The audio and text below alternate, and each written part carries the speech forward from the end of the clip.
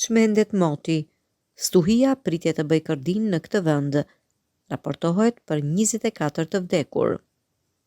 Të paktën 24 persona, gjysma e të cilëve fëmijë, kanë vdekur në Pakistan nga përmbytjet e menjëhershme ose shembjet e shtëpive të shkaktuara nga shifrat e rrëmbyeshëm që nga fillimi i sezonit të musoneve të mërkurën.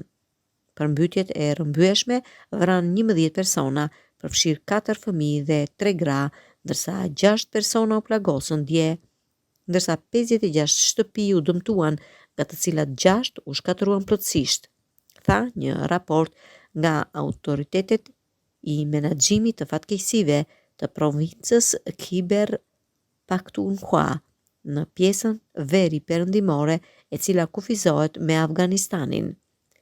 Raporti tha se 10 persona në luginën Swat u rrëmbyen nga një lumë që doli nga shtrati.